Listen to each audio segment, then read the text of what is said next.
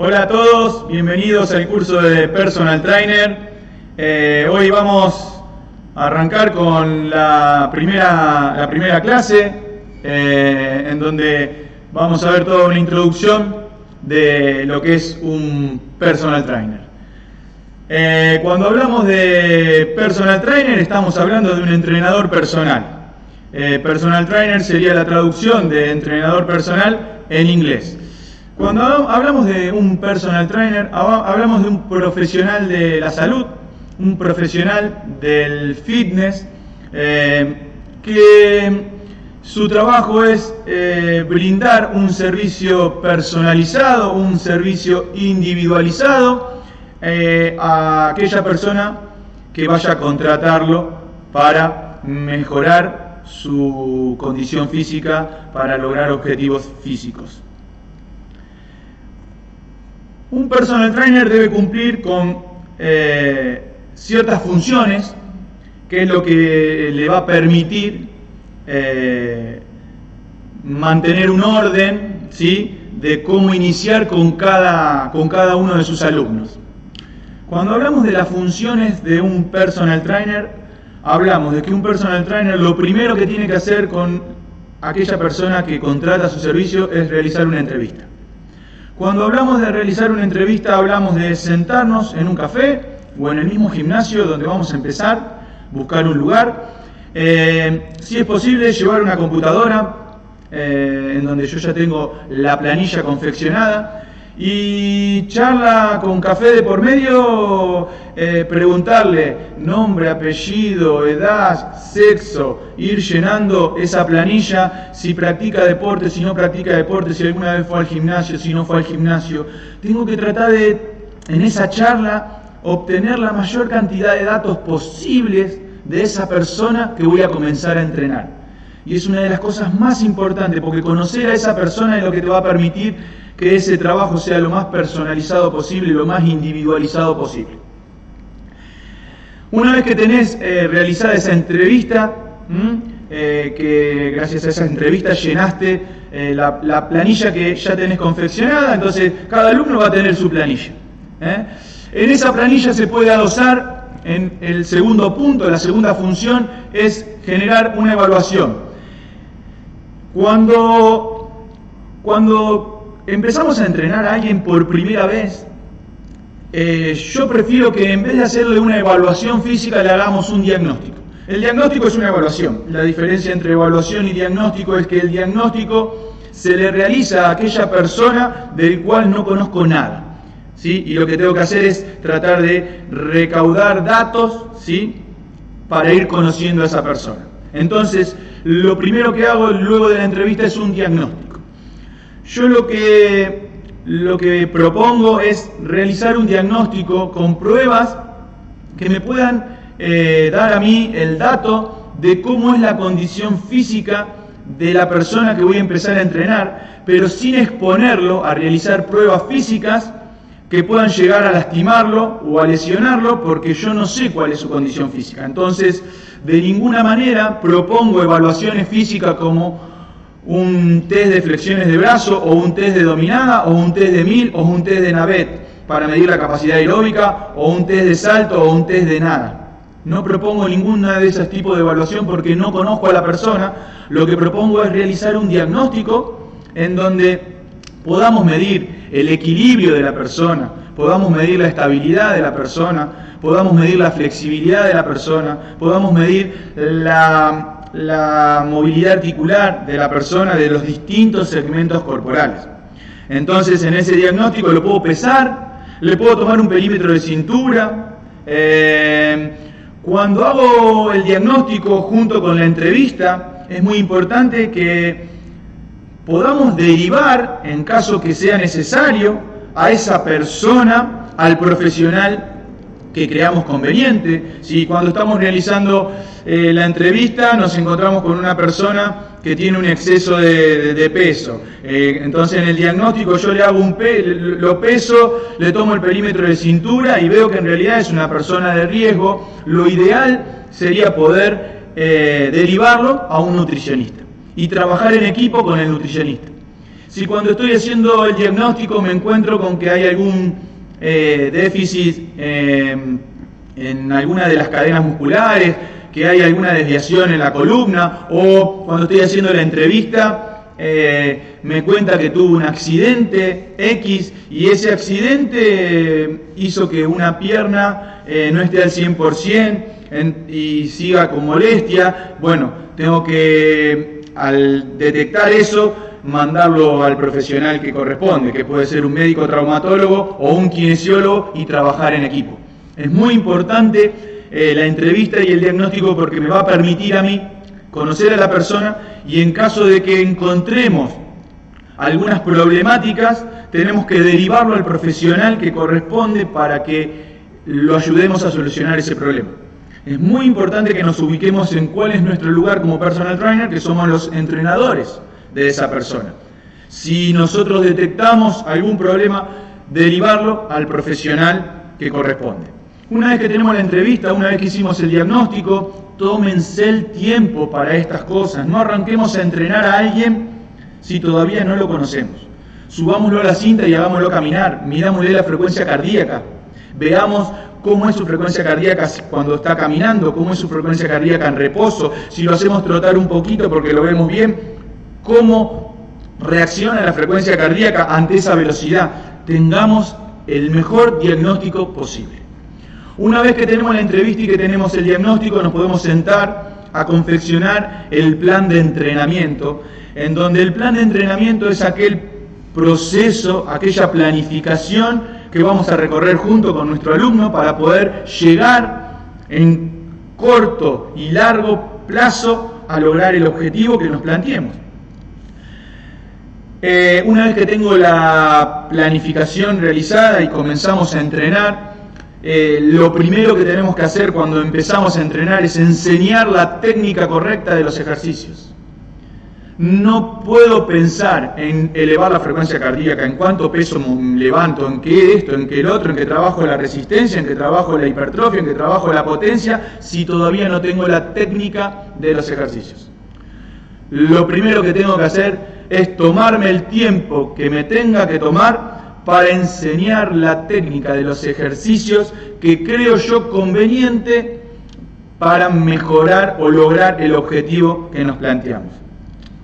Sí o sí, la ejecución de la técnica tiene que ser perfecta y tengo que trabajar sobre eso, y a medida empecemos a enseñar la técnica nos vamos a encontrar con déficit que quizás no aparecieron en el diagnóstico, ¿sí? O que se nos escaparon, o que al hacer una sentadilla nos encontramos con que tiene acortamiento de la cadena posterior y lo cruzamos con el dato del diagnóstico y nos vemos que sí. Bueno, tenemos que empezar a trabajar sobre eso, porque nunca va a mejorar la técnica de sentadilla si no le soluciono ese problema, ¿sí? Entonces, la técnica de los ejercicios tiene que ser perfecta, tiene que ser excelente ejecución, y una vez que yo aprendí y que el alumno incorporó esa técnica, puedo empezar a recorrer ese proceso de planificación. Y por último, y no es la menos importante porque sea la última, sino es en orden de lo que yo tengo que ir haciendo a medida voy conociendo a la persona, es muy importante la motivación, el alentar, el estarle encima a mi alumno, tanto en la clase como los días que no entrena, mandando un mensaje, mañana tenemos plan nuevo, prepárate que la rompemos. O sea, tiene que haber una motivación. Ustedes son el motor que hacen funcionar a esa persona que necesita de su energía, necesita de sus conocimientos.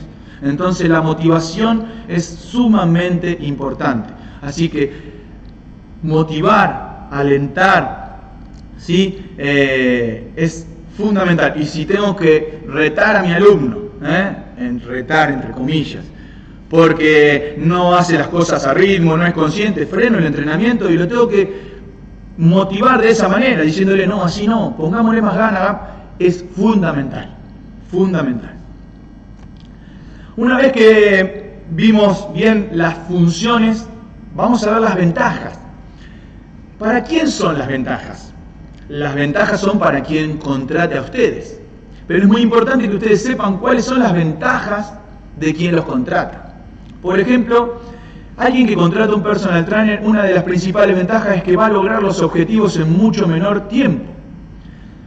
El tener un personal trainer hace que la persona optimice los tiempos, porque trabaja sobre la técnica correcta, porque tengo a alguien que me lleva la carga, entonces hay una periodización de carga. Entonces, esa persona, ese personal trainer que está encima de ese individuo, hace que ese individuo pueda lograr los objetivos mucho más rápido que si entrenara solo. Flexibilidad horaria. Cuando hablo de flexibilidad horaria, es muy importante que ustedes sean conscientes de que van a trabajar cuando los demás no trabajan. ¿Cuándo voy a ir a entrenar a mi alumno? O a la mañana muy temprano, antes de que vaya a trabajar, o al mediodía cuando generan un break, o a la tarde-noche cuando todo el mundo salió de trabajar. Van a dar clases a las 6 de la mañana, van a dar clases a las 10 de la noche. Tienen que estar dispuestos a eso. El horario no tiene que ser un problema para quien los contrata, tiene que ser una ventaja.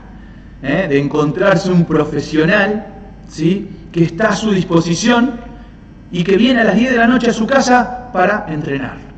Es fundamental. Conocer al alumno. Hicimos la entrevista, hicimos el diagnóstico, armamos el plan de entrenamiento, pero cada entrenamiento es un diagnóstico, y más cuando recién arrancamos. Tenemos que obtener algo de todos los entrenamientos. De todos los entrenamientos yo tengo que extraer algo de mi alumno, de algo desde la personalidad, no solo de lo físico, de cómo es, si es medio fiaca, si está pasado de energía. Si es medio fiaca, tengo que empezar a saber que lo tengo que pinchar un poquito. Si está pasado de energía, tengo que empezar a saber que lo tengo que frenar un poquito. Ir conociéndolo me va a permitir a mí que todas las funciones que mencionamos anteriormente las podamos aplicar de una manera más efectiva. Cuanto más conozco a mi alumno, más personalizado es el servicio. Por ende, mejor. Y por último, adaptar la clase. Cuando me refiero a adaptar la clase, ustedes tienen que pensar de que hay una planificación. Como toda planificación, la planificación debe ser flexible. Cuando hablamos de una planificación flexible, quiere decir que no voy a hacer la planificación al pie de la letra porque mi alumno tiene días. Puede que mi alumno haya sido papá y no haya dormido en toda la noche y se fue a trabajar y vino a mi clase a las 6 de la tarde y está muerto, liquidado. La clase se hace igual, pero tengo que modificar la clase. Tengo que armarle una clase en base a su día y tratar de hacer que se mueva y que mi clase le sirva para irse mejor del gimnasio o del lugar donde entrené que como vino. Eso es adaptar la clase. Tengo una alumna que está en sus días y está baja de energía y estábamos en una fase de entrenamiento altísima. No la voy a realizar. Tengo que adaptar la clase a su día. Sacar el entrenamiento igual. Viene un alumno con un dolor de rodilla. Tenemos que empezar a meterle al alumno en la cabeza que si le duele la rodilla entreno el 99,9% del cuerpo menos la rodilla. Si le duele el hombro entreno el 99,9% menos el hombro. Yo tengo que poder inculcarle a mi alumno que se entrena siempre. Me duele el tobillo, yo te entreno igual. Voy a adaptar la clase para que podamos entrenar igual. Me duele la rodilla, yo te entreno igual. Voy a adaptar la clase para que podamos entrenar igual. Y eso es una gran ventaja para quien los contrata. ¿Por qué? Porque no hay clase que se suspenda. Las clases se hacen todas. ¿Cuáles son los lugares? ¿Cuál va a ser la oficina donde ustedes van a trabajar?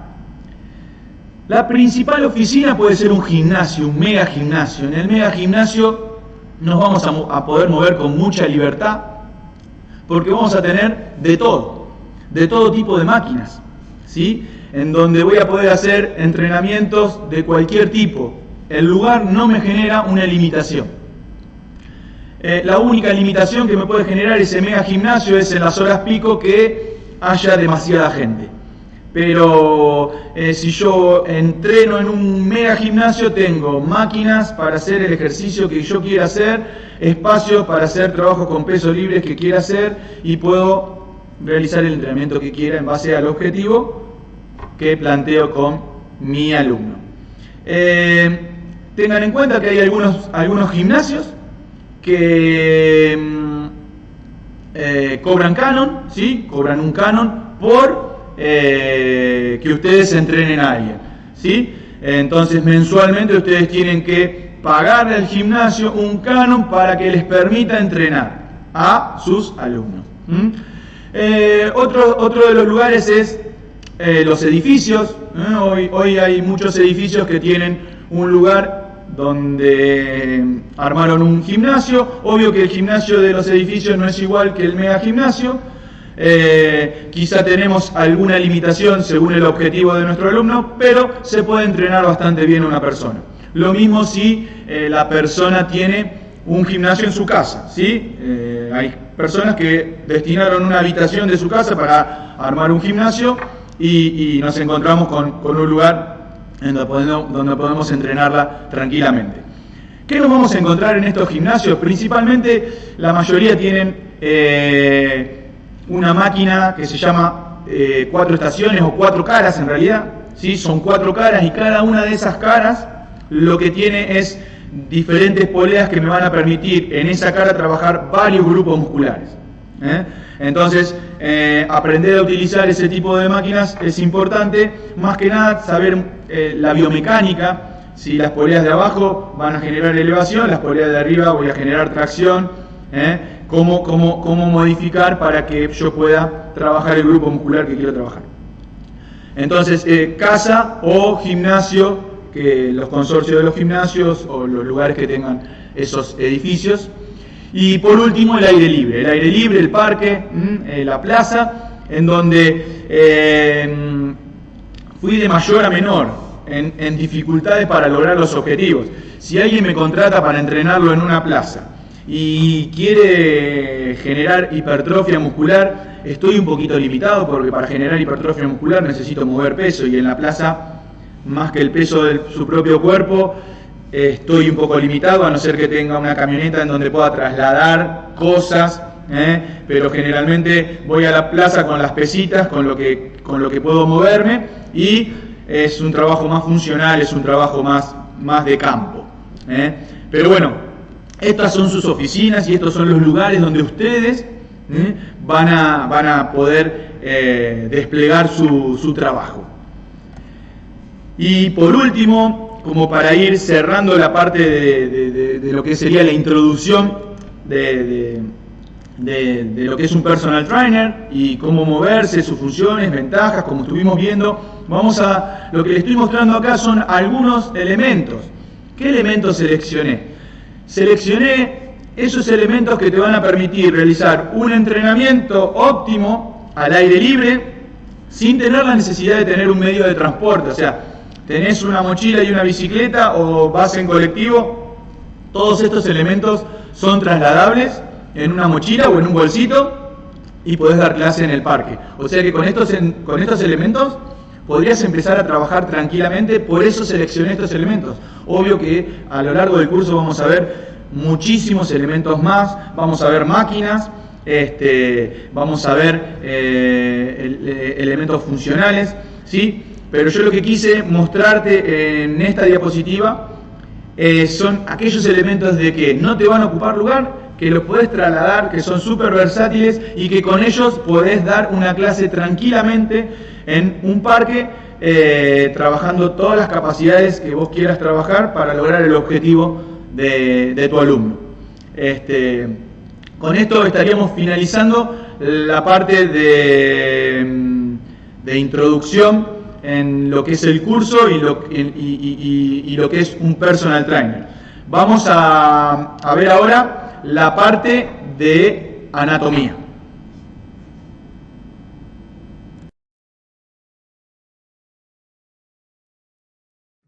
Seguimos con la parte de anatomía ósea. Cuando hablamos de óseo, hablamos de hueso. Cuando hablamos de hueso, hablamos de la osteología, que es la ciencia que estudia los huesos.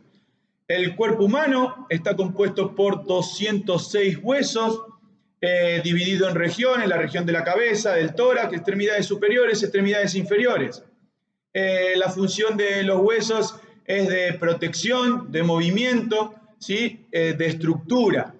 Dentro del cuerpo humano tenemos diferentes tipos de huesos. Tenemos huesos largos, huesos cortos, huesos pequeños y huesos planos. Cuando hablamos de huesos largos, hablamos de los huesos que forman principalmente las extremidades superiores, como los brazos, ¿sí? Y las piernas. Los huesos planos son las escápulas, el esternón y la cresta ilíaca. Los huesos irregulares son las vértebras que forman la columna vertebral. Y los huesos pequeños son los que vamos a encontrar en la muñeca, en lo que sería la zona de los carpos, y en el pie, en donde sería la zona de los tarsos, ¿sí? Ahí encontramos un montón de huesos pequeños, ¿sí? Que forman lo que llamamos carpos y tarsos, ¿sí? Huesos carpianos, huesos tarsianos.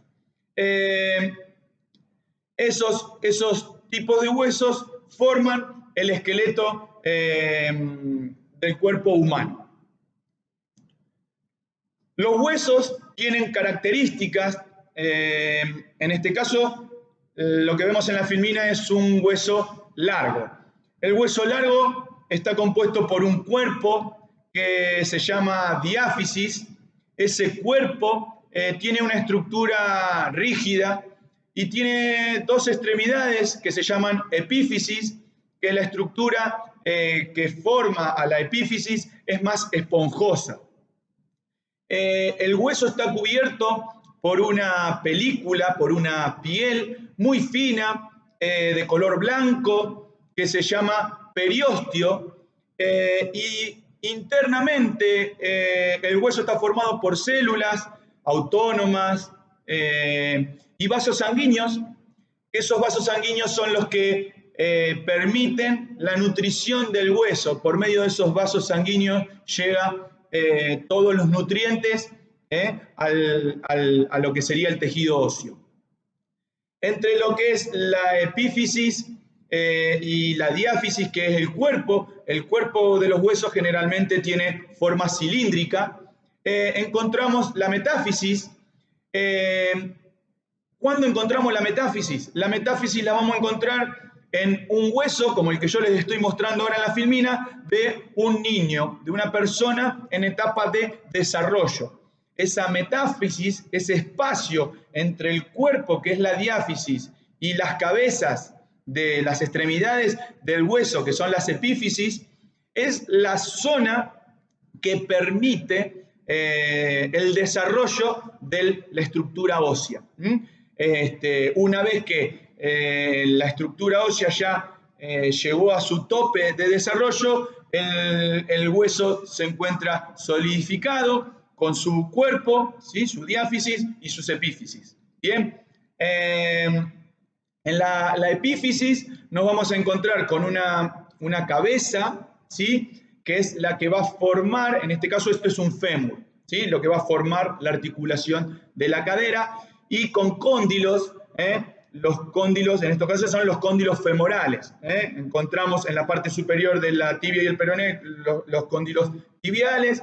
En el húmero está la cabeza del húmero, ¿sí? Que sería la epífisis del húmero, el cuerpo del húmero, que sería la diáfisis, y los cóndilos humerales. Bien.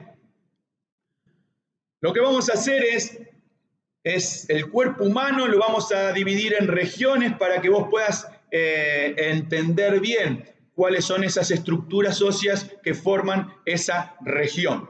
En este caso, lo primero que vamos a ver es el tórax, ¿sí? El tórax está formado por la columna vertebral, 12 pares de costillas, ¿sí? Que se van a unir al esternón. El esternón es un hueso plano, impar, que se encuentra en la parte anterior del tórax, y desde ahí salen las costillas, ¿sí? Y se van a insertar en la columna vertebral. La columna vertebral con el esternón y los 12 pares de costillas forman el tórax, ¿sí? El tórax es como una caja fuerte. Dentro del tórax encontramos los principales órganos del cuerpo humano, ¿sí? El corazón, los pulmones, todo está dentro de esa caja fuerte. También encontramos la clavícula, que sale de la parte superior del esternón y va hacia los costados para unirse con los omóplatos a lo que va a ser la articulación del hombro. Siguiendo con el tórax, vamos a desarrollar un poco lo que es la columna vertebral. La columna vertebral está formada por vértebras, como bien dijimos. Las vértebras es un tipo de hueso irregular. La vértebra tiene una cavidad en el centro, tiene un orificio por el que pasa la médula espinal. La médula espinal es la encargada de mandar la información del sistema nervioso al resto del cuerpo y del resto del cuerpo por medio de los receptores al sistema nervioso. O sea que la información va y viene por la médula espinal, que está protegida por las vértebras, ¿sí?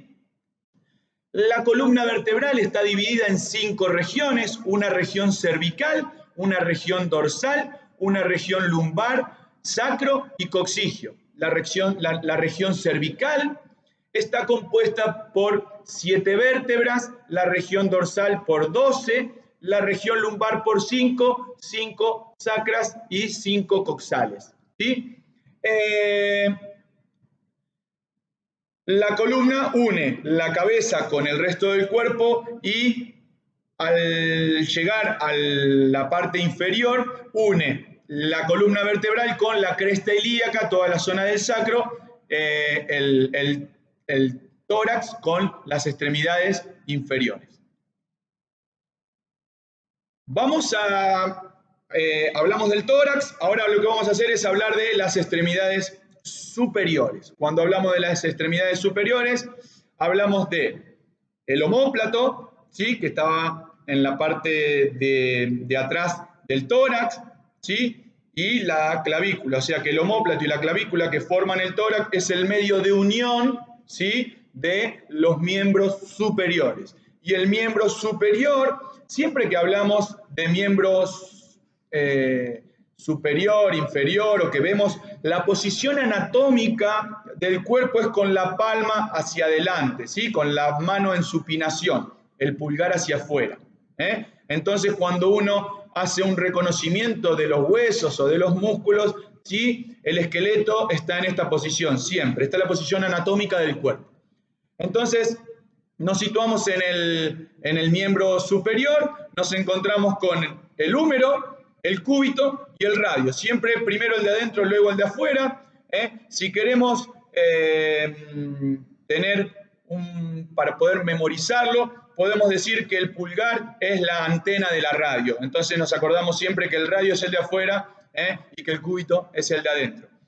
Cuando llegamos a donde finaliza el cúbito y el radio, encontramos los huesos del carpo, que son un montón de huesos pequeños que forman la zona del carpo, que lo pueden ver en la filmina donde está la mano.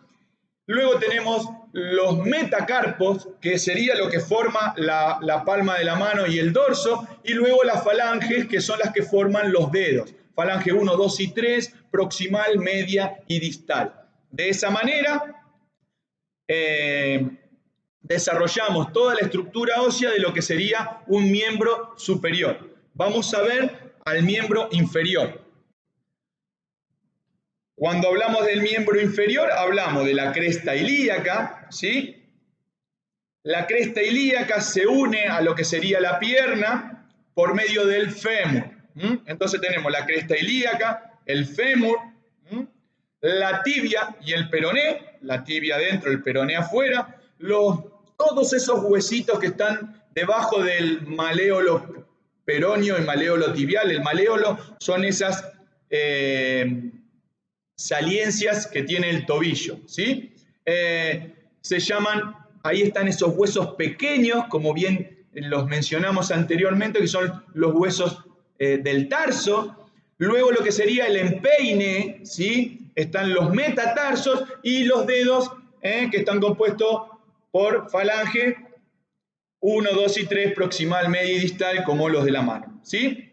Entonces, si queremos acordarnos cuál es el cúbito, cuál es el radio, cuál es la tibia y cuál es el peroné, por ahí podemos decir, perón escucha radio afuera. Entonces ya sabemos que el peroné y el radio son los dos de afuera. Acordate que la posición anatómica de la mano en supinación es la posición anatómica del cuerpo. ¿Bien? Entonces, perón escucha radio afuera. Ya sabemos que el peroné y el radio son los dos huesos de afuera, ¿sí? Y que la tibia y el cúbito son los dos huesos del lado interno. Bien, de esa manera lo que hicimos fue desglosar el esqueleto, ¿sí? En regiones, y vimos la región del tórax, los miembros superiores y los miembros inferiores.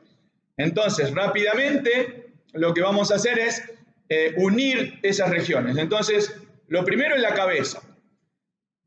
En la cabeza nos encontramos con los huesos del cráneo.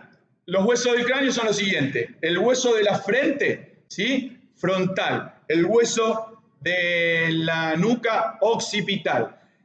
Tenemos la línea media del cráneo y encontramos dos huesos acá que se llaman parietales y otros dos aquí abajo que se llaman temporales, ¿sí? Luego tenemos los huesos de la cara.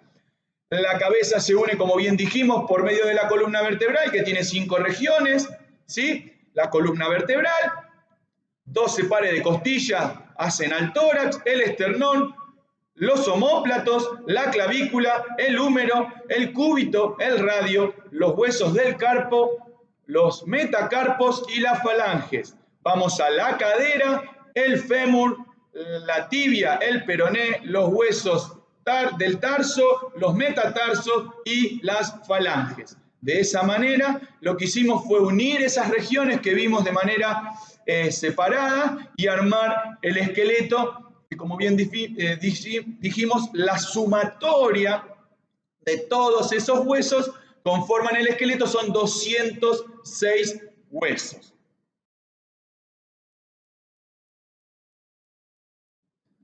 Seguimos con la parte articular, ¿sí? Lo que vamos a hacer ahora es ver las articulaciones del cuerpo humano. Vimos todas las estructuras óseas, ahora vamos a ver las articulaciones. ¿Qué son las articulaciones? ¿Cómo están formadas?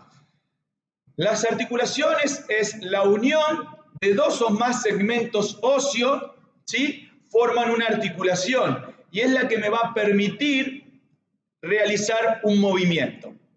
Gracias a la articulación, como vemos en esta filmina, vemos un esqueleto alegre desplazándose. La unión de esos dos o más segmentos óseos me generan una palanca que, asistida por los músculos, que en el próximo capítulo vamos a ver toda la parte muscular, generan movimiento de ese esqueleto. El esqueleto se mueve por medio de esas articulaciones.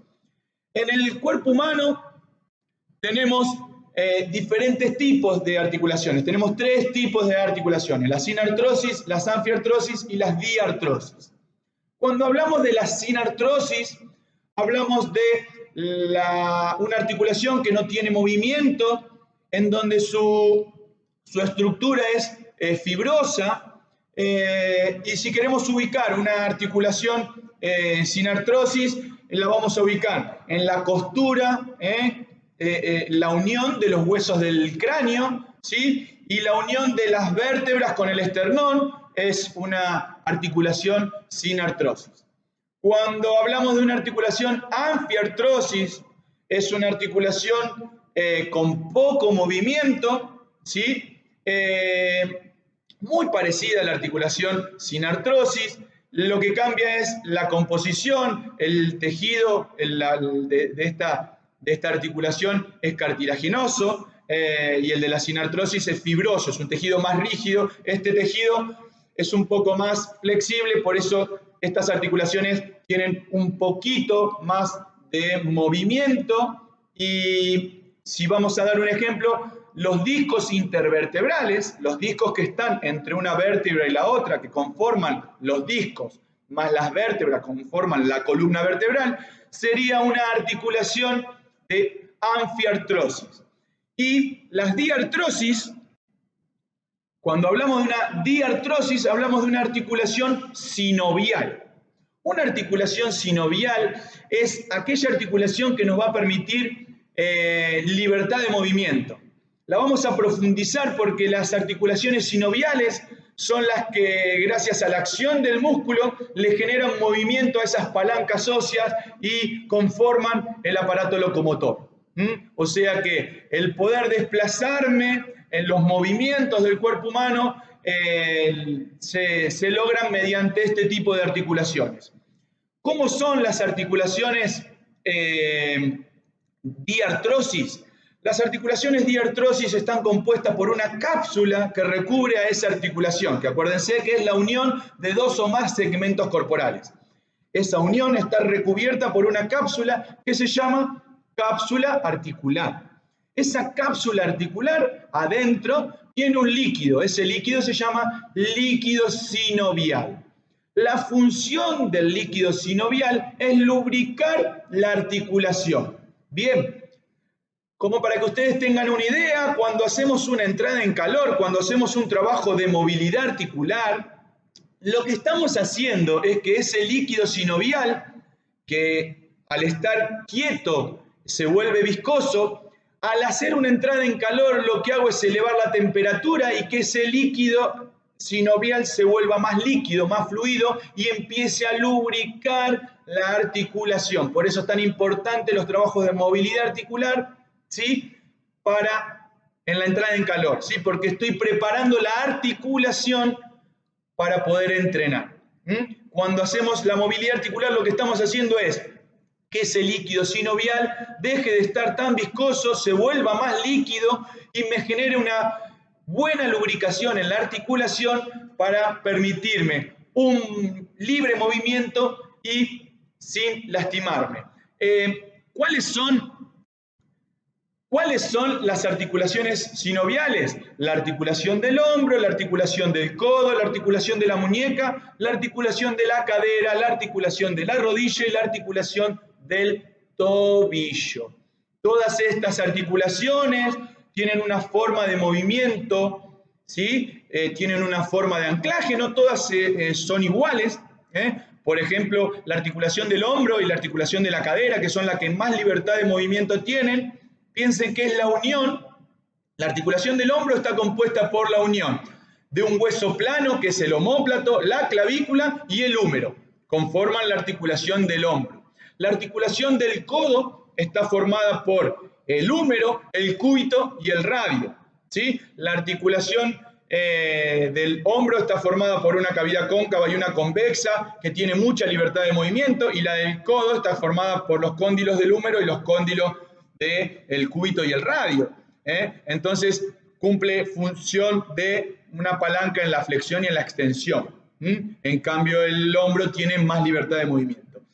La articulación de la muñeca está compuesta por el cúbito y el radio y los huesos carpianos, ¿sí? La articulación de la cadera, que es muy similar a la articulación del hombro, en donde tenemos una cavidad que es la cabeza del fémur, ¿sí? La cabeza del fémur, como bien dijimos en el capítulo de la parte ósea, la cabeza del fémur es de un tejido esponjoso, y esa cabeza encastra en la cresta ilíaca y forman la articulación de la cadera. La cabeza del fémur, ¿sí? Se llama trocánter. El trocánter se mete en la articulación, se mete en la cadera y forma la articulación de la cadera. Fémur y cresta ilíaca. Bien, la articulación de la rodilla está formada por el fémur, ¿sí? La tibia y el peroné, y la articulación del tobillo está formada por la tibia, el peroné y los huesos tarsianos. Bien, ahí estarían las articulaciones sinoviales, que son las que me permiten tener libertad de movimiento. ¿Cuáles son los movimientos que yo voy a desarrollar por medio de ese tipo de articulación? Los movimientos que voy a desarrollar son movimientos de flexión, movimientos de extensión, movimientos de rotación interna, movimientos de rotación externa, ¿sí?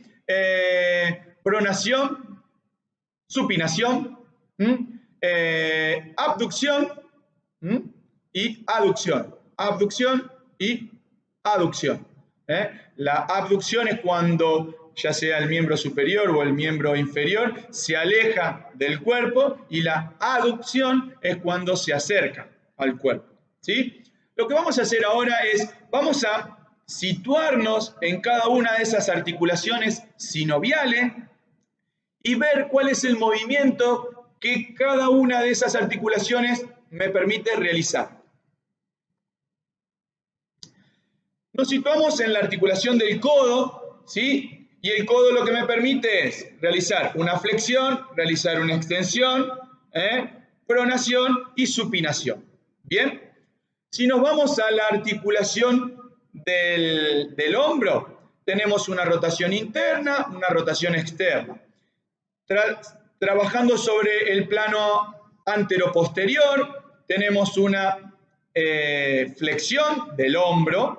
Cuando el brazo está aquí, el hombro está en extensión, y cuando el brazo pasa hacia atrás, el hombro está en hiperextensión, siempre tomando como referencia, ¿sí?, el plano anteroposterior, ¿sí? Ahora, si tomamos el plano sagital, que divide el cuerpo en derecha e izquierda, ahora vamos a ver bien los planos, pero como para que ustedes tengan una idea, siempre tengo que tomar para poder tomar un movimiento, tengo que tomar un plano.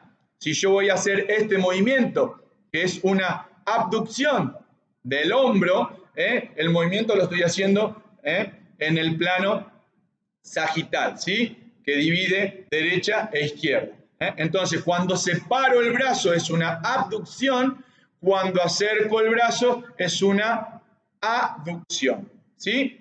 Bien. Vamos a la cadera. La cadera es muy similar al hombro. Tomamos los mismos planos, igual. Si yo agarro y voy con la pierna extendida hacia adelante, me pongo un poquito más atrás para que me vean. Voy con la pierna extendida hacia adelante, estoy haciendo la flexión de la cadera, ¿sí? La cadera se está flexionando. Si voy con la pierna en línea, la cadera se está extendiendo, y si la llevo para atrás se está hiperextendiendo. Ahora, si yo voy a ir hacia afuera y hacia adentro, tengo que cambiar el plano. Bien, entonces, si voy con la pierna hacia afuera, ¿sí?, es una abducción, y si la pierna se acerca hacia el centro es una aducción. Siempre que me acerco hacia el centro es aducción, y siempre que me alejo del centro es una abducción, ¿sí? Bien, vamos a la articulación de la rodilla. Cuando hablamos de rodilla, hablamos de la flexión de la rodilla, la extensión, rotación interna, rotación externa. Bien, y cuando hablamos del tobillo, lo que tenemos es una flexión, una extensión, ¿sí?, una pronación y una supinación. Bien, entonces de esa manera lo que hicimos fue los diferentes movimientos que podemos realizar en el cuerpo humano, situados en cada una de esas articulaciones y en los planos que podemos trabajarlos. Hablando de planos, lo que vamos a hacer es, les voy a explicar bien, para que terminen de entender lo que vimos en la filmina anterior, cómo son los planos del cuerpo humano. El cuerpo humano se divide en 3 planos. Si nosotros cortamos el cuerpo en la mitad y dividimos lo que es el tronco de las piernas, es el plano transversal, ¿sí? Si yo divido el cuerpo en 2, ¿sí?, lo corto en la línea de la nariz, en la línea del ombligo, y divido lo que es la izquierda de la derecha, es el plano sagital. Y si yo corto el cuerpo en 2 y divido lo anterior de lo posterior, es el plano frontal o anteroposterior.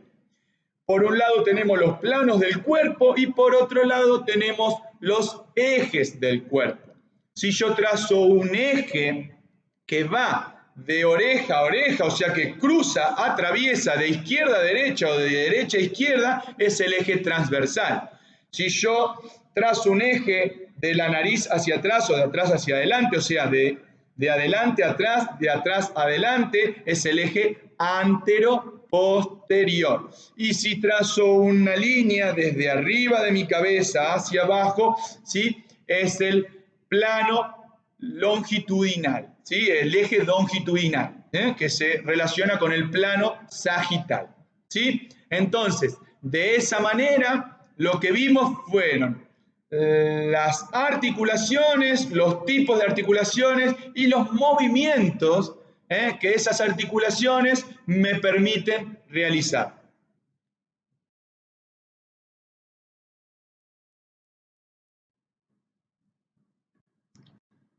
Lo que vamos a hacer ahora es hablar de anatomía muscular, o sea que vamos a hablar de los músculos que conforman al cuerpo humano, ¿sí? Que son 455 músculos los que conforman al cuerpo humano.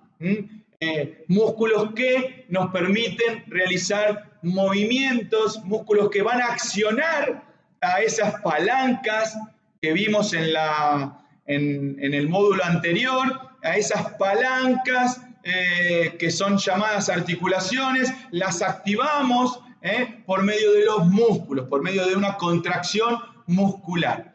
Cuando hablamos de músculos, los músculos se clasifican en tres: músculo cardíaco, músculos lisos, músculos estriados o esqueléticos. Cuando hablamos del músculo cardíaco, hablamos de un músculo, los músculos cardíacos, el músculo cardíaco y los músculos lisos son músculos autónomos, ¿sí? Son involuntarios, se manejan de manera independiente.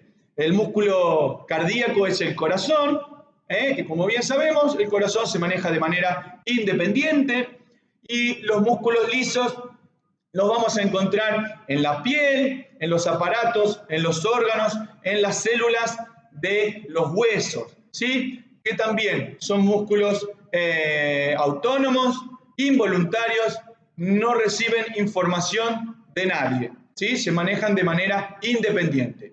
Los músculos estriados o esqueleto sí son voluntarios, y para que estos se contraigan, para que estos músculos realicen una acción, deben recibir una información. ¿De quién? Del sistema nervioso central.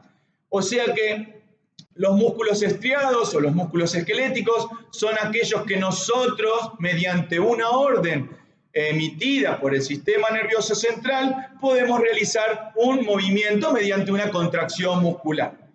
Cuando hablamos de contracción muscular, el músculo estriado, el músculo esquelético, está formado por fibras, un montón de fibras. Esas fibras forman un paquete. Muy adentro de esas fibras nos encontramos con filamentos, filamentos finos, filamentos gruesos, filamentos de actina, filamentos de miosina. Internamente se forma como un puente, ¿sí? Como un túnel que se llama sarcómero. Dentro del sarcómero encontramos esos filamentos de actina y de miosina que, gracias al calcio, la actina y la miosina, lo que se hace cuando esos puentes se acercan, realizan la contracción muscular, liberando calcio y produciendo la contracción muscular, ¿sí? Una y otra vez. Esa contracción muscular se produce porque llega un estímulo eléctrico, ¿sí? Que es la orden que manda el sistema nervioso central. Lo que vamos a hacer es profundizar los músculos estriados, los músculos esqueléticos, que son aquellos que nosotros podemos entrenar, más allá de que cuando uno realiza un trabajo cardiovascular está entrenando el corazón, ¿sí? Pero como bien dijimos, los músculos cardíacos y los músculos lisos, el músculo cardíaco y los músculos lisos son involuntarios, se manejan de manera autónoma. Entonces lo que vamos a ver es cómo están compuestos los músculos estriados o esqueléticos. Como bien les expliqué anteriormente, cómo se realiza, cómo sucede la contracción muscular. Ahora bien, dentro de ese músculo estriado, músculo esquelético, tenemos diferentes tipos de fibras, fibras lentas, rápidas y explosivas. Las fibras lentas, ¿sí? Son de tipo 1, de color rojo. Las fibras rápidas son del tipo 2A, ¿sí? Son mixtas. Y las fibras explosivas son del tipo 2B y son blancas. Como bien podemos ver en la filmina, el dibujo que está donde están las fibras de tipo 1, que son las rojas, es una foto de una biopsia de un maratonista. Si nosotros hacemos una biopsia en un maratonista, predominan las fibras rojas, que son las lentas. Cuando hacemos una biopsia en un deportista, tienen fibras mixtas, ¿sí? Salvo algunos deportistas que sobresalen, predominan más las fibras del tipo 2A que la del 2B, que eso sería lo ideal. Si nosotros le hacemos una biopsia a Usain Bolt, por ejemplo, nos vamos a encontrar con fibras blancas en su gran predominio, que son las explosivas. Tenemos que tener en cuenta que este tipo de fibras, como están compuestos el músculo, estas fibras en su mayoría es genético, ¿sí? O sea que para detectar talentos lo que se hace es ver, ¿sí? Cuando busca un maratonista, quién tiene mayor cantidad de fibras rojas, que son fibras que tienen más duración en el trabajo y no se bancan tanto la intensidad, ¿sí? Que son lentas, pero que tienen una gran capacidad de sostenerse en el tiempo. Y si voy a buscar a un deportista, tengo que tratar de que tenga la mayor cantidad de fibras del tipo 2B, ¿sí? Entonces, de esa manera lo que vemos es cómo está compuesto el paquete, ¿sí? De fibras de un músculo estriado o esquelético. Los músculos estriados o esqueléticos cumplen funciones. El músculo estriado o esquelético cumple la función agonista y antagonista. Cuando hablamos de agonista y antagonista, hablamos del agonista, el músculo que realiza la acción, y el antagonista es el opuesto al músculo que realiza la acción. Les voy a poner un ejemplo. Vamos a realizar una flexión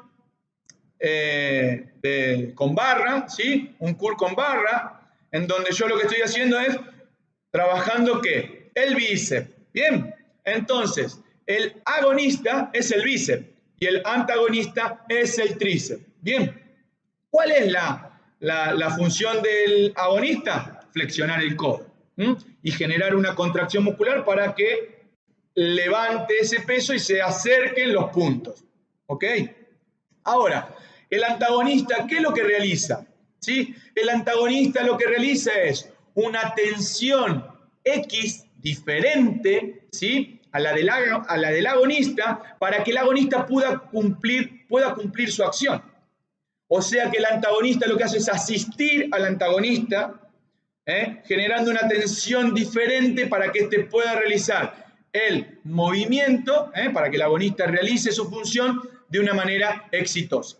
Por otro lado, tenemos los músculos estabilizadores. Los músculos estabilizadores son aquellos que generan tensión para fijar, estabilizadores o fijadores, fijar un segmento corporal. Por ejemplo, cuando realizamos una plancha en entrenamiento funcional o una plancha para un trabajo de core, lo que estamos haciendo es trabajando los músculos estabilizadores. Un montón de músculos están generando tensión para que el cuerpo se mantenga en una posición estable, ¿sí? Y alineada. Y por otro lado nos vamos a encontrar que la función de los músculos, sinergia muscular. Cuando hablamos de sinergia muscular, hablamos de que no realiza la acción un músculo de manera aislada y de manera independiente, ¿sí? Sino que un conjunto de músculos se unen realizando funciones diferentes, ¿sí?, para realizar una función principal. El mejor ejemplo es los músculos estabilizadores, en donde no hay un músculo estabilizando algo. Un montón de músculos están estabilizando un segmento corporal para, por ejemplo, vamos a poner un ejemplo deportivo. Un beisbolista, le lanzan la pelota, ¿sí? Hay músculos que van a realizar la acción principal de batear la pelota, pero para poder batear la pelota hay un montón de músculos que están estabilizando y fijando segmentos corporales para que al momento de batear la pelota haya un punto fijo y le pueda pegar a la pelota con toda su fuerza. Eso se llama sinergia. Otro ejemplo básico de sinergia es cuando estamos desplazándonos, cuando corremos. Piensen que el sistema nervioso central le está diciendo al cuádriceps de la pierna derecha, ¿sí?, que se contraiga para elevar la pierna, pero mientras tanto le está mandando a la pierna izquierda que los isquios generen el recobro de la pierna. Eso es trabajo en sinergia. Uno cumple una función, otro otra, y el trabajo en equipo de todos generan lo que llamamos acción motriz. La acción motriz es la acción que se produce por la unión de varios grupos musculares, ¿sí?, realizando una acción particular para la acción motriz principal. ¿Sí? Bien.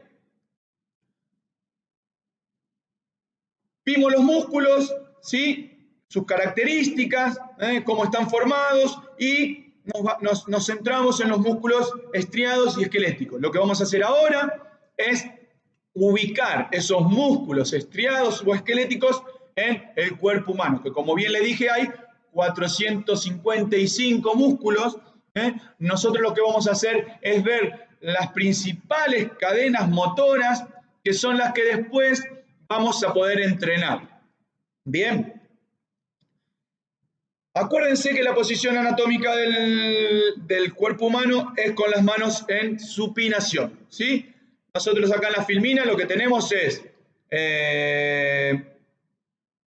un cuerpo humano de frente, ¿sí?, anterior y posterior. Entonces podemos ver los músculos de la cadena anterior y los músculos de la cadena posterior. Entonces lo que vamos a hacer, vamos a arrancar de arriba hacia abajo, ¿sí?, y vamos a empezar a ver los distintos grupos musculares del cuerpo y la acción de cada uno de ellos, ¿sí? En el cuello nos encontramos con un músculo que se llama ECOM, esternocleidomastoideo. El ECOM, que sale de aquí atrás de las orejas, es uno de los principales músculos del cuerpo, es el que me va a permitir realizar los movimientos de la cabeza, ¿sí? Seguimos en la parte anterior del cuerpo, vamos a la región del tórax, en la parte superior, ¿sí?, nos encontramos con el pectoral, ¿sí?, que tiene 3 ramas, pectoral mayor, medio y menor. La principal función del pectoral es la abducción del hombro, ¿sí? Y uno de los movimientos más conocidos es el empuje, ¿sí? Se caracteriza siempre que uno tenga que empujar algo, se activa el pectoral. El pectoral trabaja en la mayoría de los ejercicios, está laburando porque asiste a la articulación del hombro. Seguimos en la región anterior del tórax, tenemos el recto anterior, ¿sí?, que su función es la flexión del tronco, y tenemos los oblicuos y el transverso, que salen de las costillas, y de forma en diagonal, como haciendo un cinturón, ¿sí?, se van a insertar en lo que serían las crestas ilíacas, ¿sí? La función es de flexión, pero principalmente de rotación, son los que me van a permitir rotar el tronco. Seguimos con el tórax, pero nos vamos a la región posterior. Arrancamos de arriba hacia abajo. El músculo que tiene forma de rombo, ¿sí?, se llama trapecio.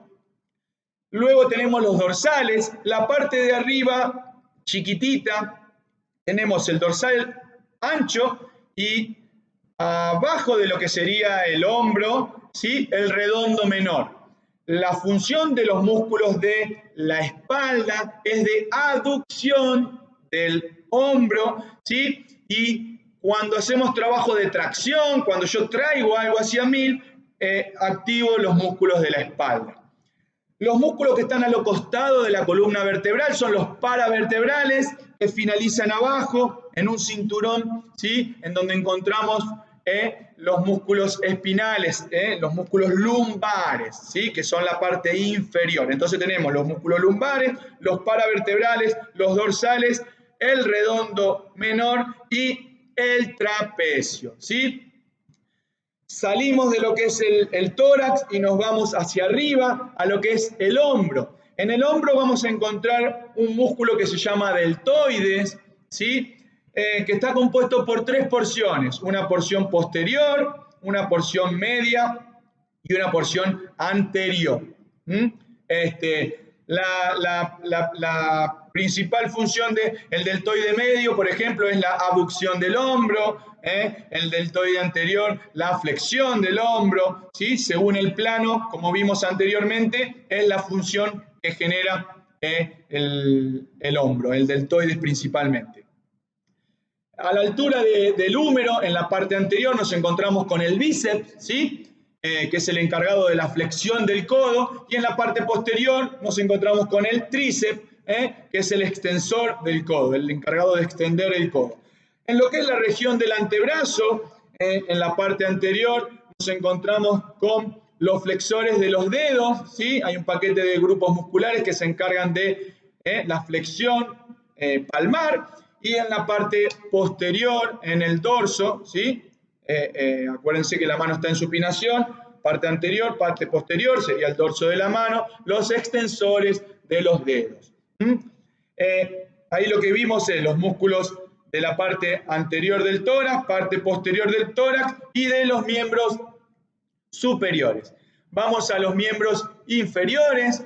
En la parte anterior nos encontramos con el cuádriceps, ¿sí? En la parte anterior del muslo nos encontramos con el cuádriceps. El cuádriceps está compuesto por 4 porciones.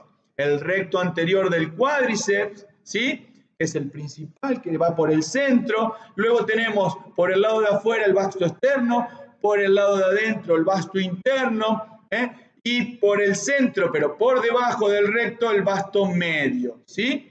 Bien, el cuádriceps nace de la cresta ilíaca y las 4 porciones se fusionan y se insertan en la rodilla, en lo que sería el tendón rotuliano. La principal función del cuádriceps es la extensión de la rodilla. Seguimos en el muslo y nos vamos a la parte posterior del muslo, en donde nos vamos a encontrar con los isquiotibiales. No hay ningún músculo que se llame isquiotibiales, sino que a la región de la parte posterior del músculo, que está compuesta por 3 músculos, ¿sí?, el bíceps femoral, el semitendinoso y el semimembranoso, se encuentran en la región, forman los isquiotibiales, que también van desde, se originan en la cresta ilíaca y finalizan en lo que sería la tibia, en el hueco popliteo, en el hueco de atrás de la rodilla, ¿sí? Y su principal función es la flexión de la rodilla. Seguimos en el muslo y vamos a la parte de adentro del muslo, en donde nos vamos a encontrar con los aductores, ¿sí?, que es un músculo grande que está en la cara anterior del muslo, que tiene 3 ramas, ¿sí? Y la principal función del aductor es la aducción, mantener los miembros inferiores cerca del centro, o cuando estamos con las piernas abiertas y las traemos hacia el centro, ahí estoy haciendo una aducción, estoy trayendo o sosteniendo mis miembros inferiores sobre mi eje, ¿sí? Bien, los aductores nacen en el pubis y se insertan en el fémur, ¿sí? Entonces ahí vimos la cara anterior, que son los cuádriceps, posterior los isquios, los aductores, y en la parte posterior los glúteos, que también tenemos el glúteo mayor, medio y menor, donde los glúteos se nacen en la cresta ilíaca y se insertan en el fémur, ¿sí? La principal función de los glúteos es la extensión de la cadera, y principalmente el glúteo medio y glúteo menor lo que hacen es realizar la abducción, o sea, separar los miembros inferiores del centro. O sea que cuando uno abre la pierna, el glúteo medio y menor son los principales actores, serían los agonistas de esa acción. Vamos a la parte anterior, ¿sí? Inferior de los miembros inferiores, en donde nos vamos a encontrar con los tibiales, que nacen de la tibia y se van a insertar en la parte de los metatarsianos, ¿sí? Y la función es la flexión del pie, del empeine, ¿sí? Nos vamos a la parte interna, posterior e inferior, y nos vamos a encontrar con el tríceps sural. El tríceps sural está compuesto por los dos gemelos, el interno y el externo, que van a nacer del fémur, ¿sí? De la parte inferior, de atrás del hueco popliteo, van a nacer. Y el sóleo que va por adentro y por el medio de los dos gemelos más el sóleo forman el tríceps sural. El sóleo nace de la tibia. Y los tres se van a fusionar y se van a insertar en el pie con lo que conocemos como tendón de Aquiles. El tendón de Aquiles es la fusión del tríceps sural, que su principal función es la extensión del pie. ¿Sí? Piensen que cuando corremos, el que me permite el despegue del pie es el tríceps sural. El que me permite el recobro del pie son los isquiotibiales. Y el que me permite la elevación de la pierna son los cuádriceps. Mientras tanto, el glúteo medio y menor se encargan, conjunto con los aductores, de estabilizar la cadera para que no se vaya ni hacia afuera ni hacia adentro y se mantenga centrada. Y ahí estarían actuando en sinergia. Bueno, pero de esta manera lo que hicimos fue ver la parte muscular del cuerpo humano. Situamos uno y cada uno de sus músculos y lo que hicimos fue ver la acción que cada uno realiza. Lo que vamos a hacer ahora, los voy a invitar a hacer un paseo por lo que va a ser su oficina muy pronto, por el gimnasio, en donde de una manera analítica yo voy a elegir una máquina por cada uno de estos grupos musculares que hemos nombrado, como para que ustedes empiecen a relacionar la estructura muscular que acabamos de ver de manera teórica con lo que nos vamos a poder encontrar en el gimnasio. Acordate que la máquina que voy a elegir es bien analítica, o sea que es la máquina que solamente va a trabajar y se va a relacionar con ese grupo muscular. Después, a lo largo de la capacitación, vamos a ir viendo un montón de otras máquinas y un montón de ejercicios en donde no solo trabaja un grupo muscular de manera analítica, sino que podemos trabajar un montón según la función del ejercicio. Así que bueno, no perdamos más tiempo y los invito a que recorramos el gimnasio y veamos y relacionemos la máquina con el grupo muscular acorde a esa máquina.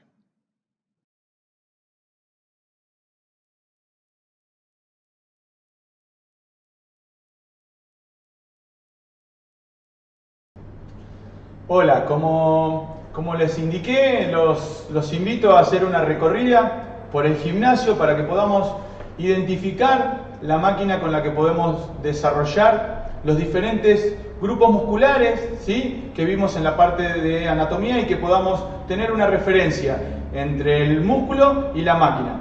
En este caso, la máquina que tenemos acá es un sillón de cuádriceps, ¿sí? Nos va a servir para trabajar el cuádriceps, que es extensor de la rodilla.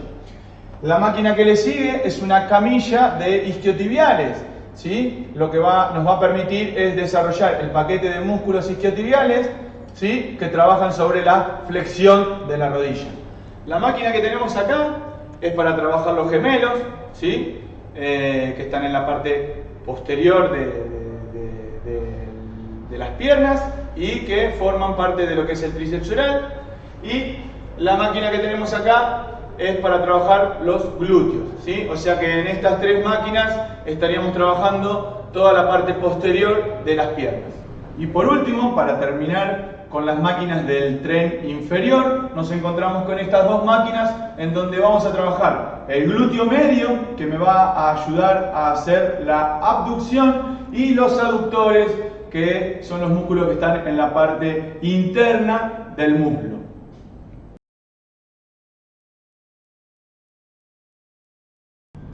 Yendo a la parte superior del tronco, nos encontramos con el banco, en donde vamos a realizar los trabajos de pecho, ¿sí? Este banco es el banco de pecho plano. Seguimos con la región del tronco. En la parte posterior, los dorsales, lo vamos a trabajar con la dorsalera, ¿sí? O con la máquina de rem. Siguiendo con la parte superior, nos encontramos con el banco para hacer trabajos de hombro. Acá nos encontramos con una polea en donde podemos trabajar el tríceps, que es el extensor del codo. Siguiendo con la parte superior, ¿sí? Miembros superiores, ¿sí? Extremidades superiores. El banco Scott nos va a permitir trabajar el bíceps, que es el flexor del codo.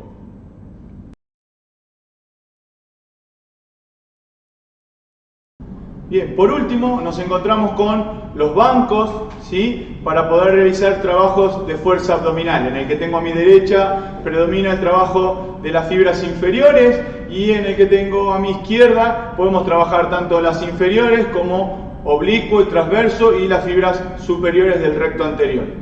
Tengamos en cuenta que lo que vimos en este video, la recorrida que les invité a hacer por el gimnasio, para que podamos identificar cada uno de los grupos musculares que vimos en la parte de anatomía muscular con una máquina del gimnasio. Las máquinas que les fui mostrando nos permiten realizar un trabajo analítico sobre el músculo, ¿sí? Un trabajo bien individualizado sobre cada uno de los músculos que vimos en la parte anatómica. En el recorrido de esta capacitación vamos a meternos en otros ejercicios, vamos a conocer otras máquinas, ya viendo la parte técnica, pero bueno, un poco este video era para que ustedes empiecen a meterse en lo que va a ser su oficina y puedan tener una relación entre lo teórico de las porciones de cada uno de los músculos y la máquina con la que voy a poder desarrollar ese grupo muscular. Hasta la próxima clase.